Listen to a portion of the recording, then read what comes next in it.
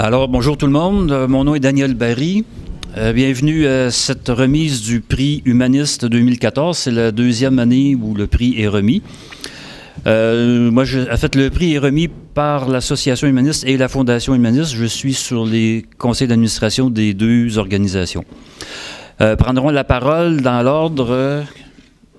À ma droite, Édouard Boily, président de la Fondation humaniste du Québec, qui sera suivi de Michel Virard, président de l'Association humaniste du Québec, qui remettront la plaque du prix ainsi que le montant qui y est associé, et Mme Jamila Benhabib, qui prendra la parole par la suite. Alors, et puis, s'il y aura des questions des médias, je les prendrai après la communication de Jamila. Alors, Édouard, je te cède la parole. Merci, Daniel. La Fondation humaniste a été créée en 2004 dans le but de promouvoir les valeurs humanistes et la pensée critique au Québec. L'humanisme dont il est question est une vision du monde où la connaissance du monde est acquise par l'observation, l'expérimentation et l'analyse rationnelle, et dont les valeurs éthiques sont dérivées des besoins des intérêts humains tels que révélés par l'expérience. L'humanisme considère que la plénitude de la vie émerge de la participation individuelle au service des idéaux humains et que les êtres humains sont sociaux par nature et trouvent leur sens dans les relations. Les humanistes croient que de travailler au bénéfice de la société maximise le bonheur individuel, que l'humanité a la capacité de progresser vers les idéaux les plus élevés et que la responsabilité de nos vies et du monde dans lequel nous vivons nous appartient à nous et à nous seuls. La vision du monde des humanistes exclut notamment les dogmes, le surnaturel, et considère, en corrélation avec l'ère du temps qu'on vit au Québec, que la séparation effective du fait religieux et de l'État est une condition sine qua non à une liberté de conscience réelle. C'est sur cette base, d'ailleurs, que la Fondation a adhéré au Rassemblement pour la laïcité à l'automne dernier. Le prix humaniste est assorti d'une bourse de 5 000 $ et a été créé l'année dernière, où il a été attribué à l'Association québécoise pour le droit de mourir dans la dignité. Il en est donc à sa deuxième attribution cette année. Son objectif, tout comme celui de la Fondation, est de récompenser une personne ou un organisme qui fait la promotion de l'humanisme tel que décrit précédemment.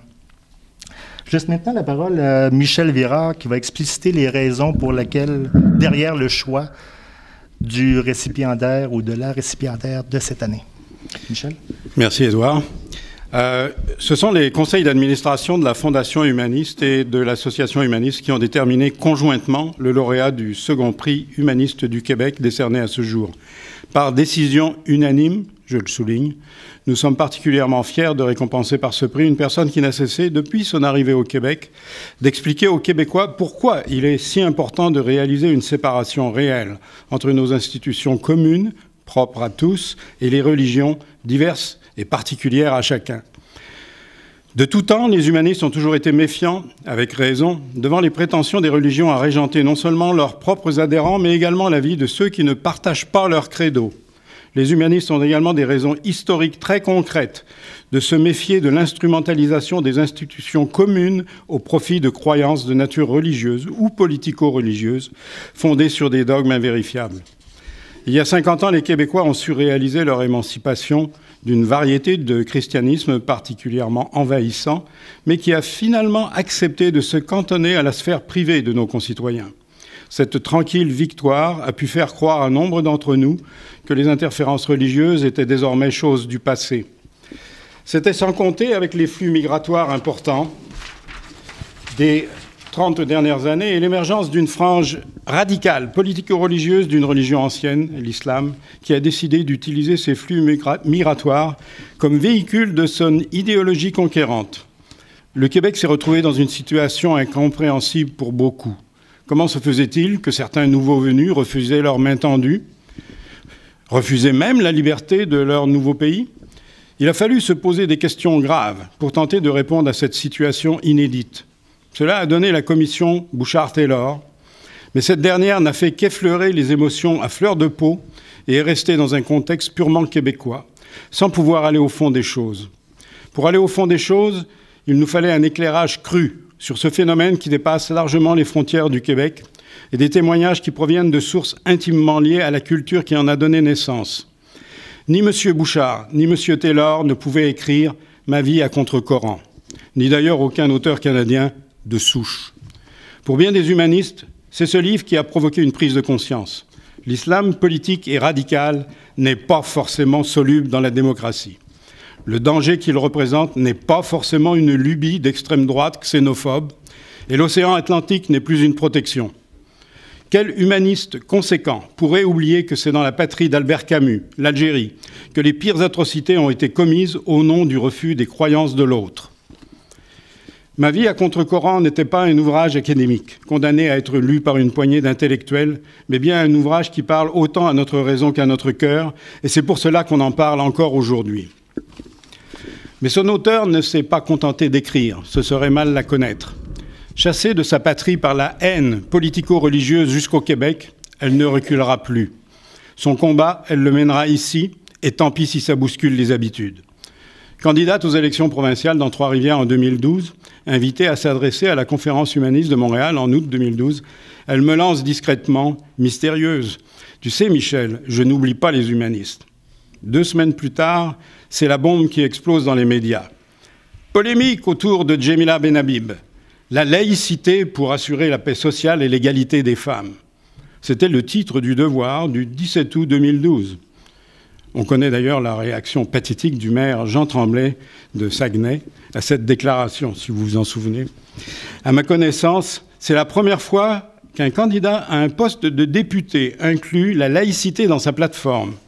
Pas juste la neutralité religieuse, mais la laïcité, sans adjectif. Le tabou est brisé. Le Québec ne reviendra plus en arrière, même si Djemila est défaite de justesse aux élections de 2012. L'idée, elle, continue de gagner du terrain. 1 an plus tard, c'est un ministre qui décide que l'idée de Djemila sera incarnée dans un projet de loi, celui-là même dont on débat encore aujourd'hui en commission parlementaire. Mais dénoncer l'extrémisme politico-religieux n'est pas sans danger, bien sûr. Djemila a reçu des menaces plus d'une fois. Mais c'est aussi en 2012 que Djemila va devoir faire face à un nouveau danger, celui des poursuites bâillons. Dénoncer en public l'endoctrinement des enfants par des versets coraniques impropres à leur âge est apparemment une diffamation du Coran et des écoles qui pratiquent cet enseignement. C'est la liberté de critiquer les enseignements religieux qui est en cause, rien de moins. Et les humanistes le savent. Ils savent qu'à travers de Djemila, c'est ceux qui sont réellement visés, sont tous ceux qui, comme nous, estiment que rien ne peut être exclu du champ d'investigation de la pensée critique. Chacune des raisons invoquées précédemment serait amplement suffisante pour justifier notre décision. Il me fait donc particulièrement plaisir de décerner le prix humaniste du Québec 2014 à Djemila Benhabib, auteure, militante et québécoise à part entière, pour son action déterminante en faveur de la laïcité, de la liberté de pensée et de l'égalité des femmes. Nous lui remettons donc les attributs de ce prix, à savoir une plaque commémorative et un chèque de 5 000 $.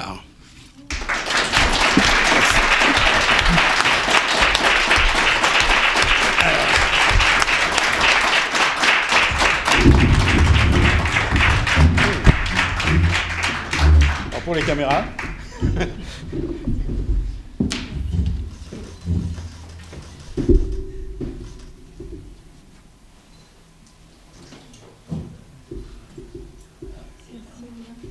Alors, Daniel, vous pouvez le maître de cérémonie. Oui, alors la parole à Djemila. La dernière fois, la récipiendaire l'a oublié.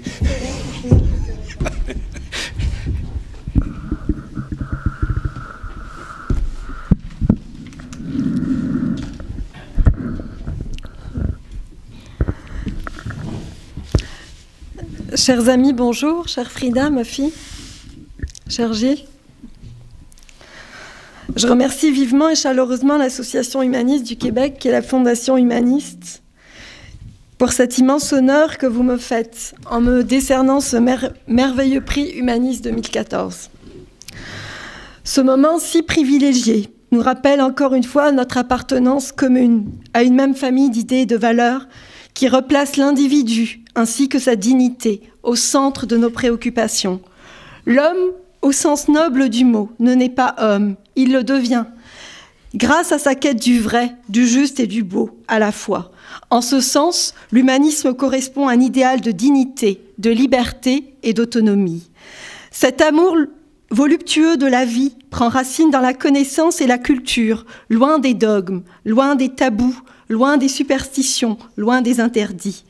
Solidement et lentement construit depuis la Renaissance, l'humanisme est un phare bâti sur des fondations infaillibles, un phare qui projette avec une intensité croissante un rayonnement d'espérance. D'une espérance d'autant plus authentique et valable qu'elle part de la conscience, du goût de la justice, du respect de l'être humain et de l'amour de la vie.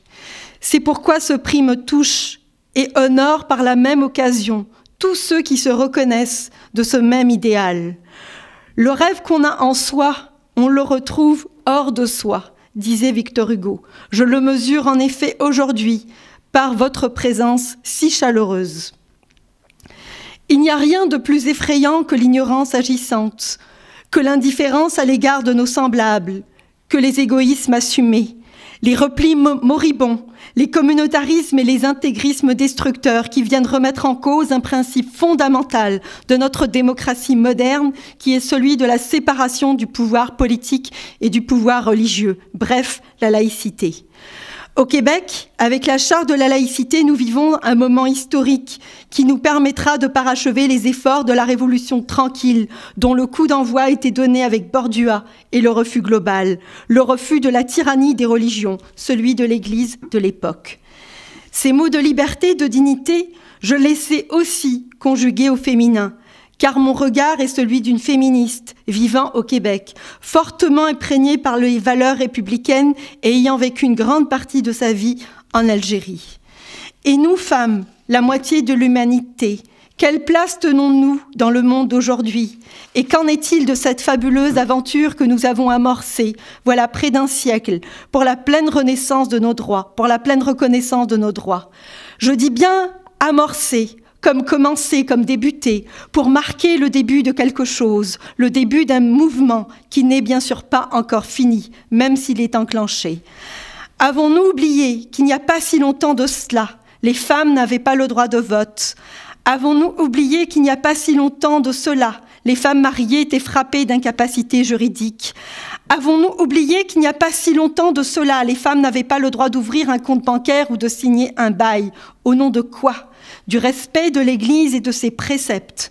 Je ne vous parle pas du Moyen-Âge, mais il y a à peine quelques dizaines d'années.